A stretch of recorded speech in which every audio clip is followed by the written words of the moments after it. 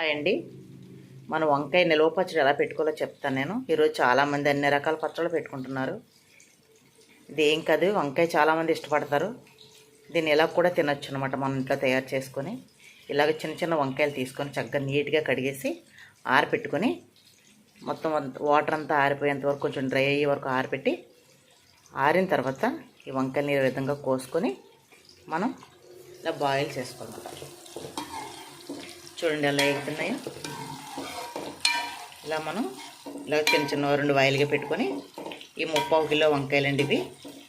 ఇలా చిన్న మంట పెట్టుకొని మనం ఇలా వేపుకోవాలన్నమాట. చూసారా ఎలా ఎగుతున్నాయో? చూసారా?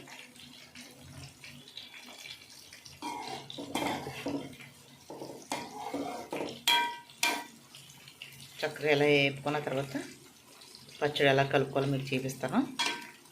చూడండి ఎంత బాగా ఎగుతున్నాయి. చిన్న చిన్న వంకాయలు తీసుకోవాలన్నమాట. చిన్న వంకాయలు అయితే చక్కగా అందులో ఉన్న తేమ తొందరగా పోతుంది, తొందరగా ఎగుతాయి. పచ్చడి కూడా చక్కగా బాగుంటుంది.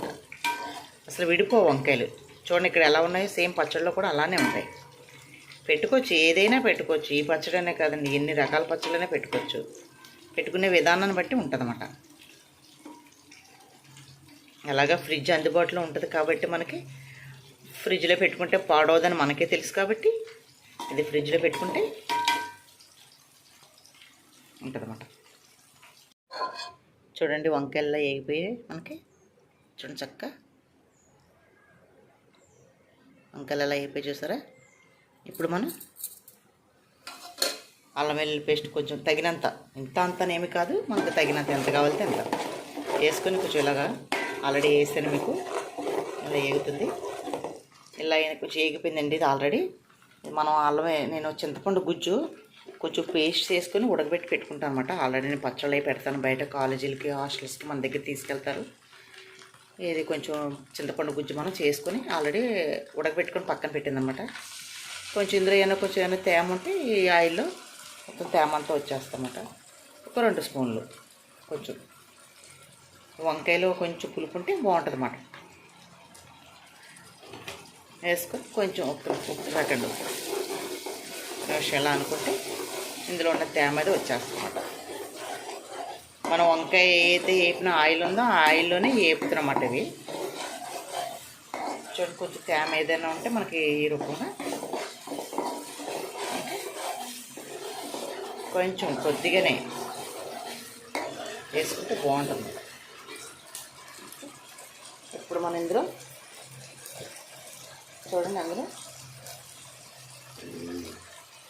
చెక్క, లవంగం, యాలచ్చి మొత్తం అన్నీ కలిపి ఆడిన గరం మసాలా పౌడర్ అనమాట. కొంచెం ఆవాలు, మెంతులు అన్నీ కలిపి ఆల్రెడీ నేను ప్రిపేర్ చేసుకొని ఉంచుతాను అన్నమాట. ఇది కొంచెం పౌడర్ ఇందులో 2 స్పూన్లు. ఎక్కువ ఏం అవసరం లేదు, ఒక 2 స్పూన్లు కొంచెం మన ఇష్టాన్ని పట్టండి. తర్వాత అదే స్పూన్తో 4 స్పూన్లు లేదా 3 స్పూన్లు కారం సరిపోతుంది. మనం ఇంట్లో ఆడించి పెట్టుకుంటాం అన్నమాట. ఆల్రెడీ బయట పచ్చళ్ళు పెడతాం కాబట్టి కారంలో మనం ఫుడ్ కలర్ కానీ టేస్టింగ్ సాల్ట్లు కానీ అలా మనం ఏమి వాడమండి. ఇది కొంచెం సాల్ట్ చూసి మళ్ళీ వేసుకోవచ్చు. మొత్తం ఇవన్నీ ఒక్కసారి ఇలా కలిపేసి ఇప్పుడు మనం ఏదైతే వంకాయలు ఉన్నాయి కదండి, ఏ పెట్టుకున్న వంకాయలు ఒక్కసారి జస్ట్ ఇలా అనేసి మనం ఈసారి స్టవ్ ఆఫ్ చేసుకోవచ్చు. వంకాయలు ఏదైతే ఉన్నాయో ఈ వంకాయలు మనం ఇందులో వేసేసుకుంటామన్నమాట. వేసేసుకొని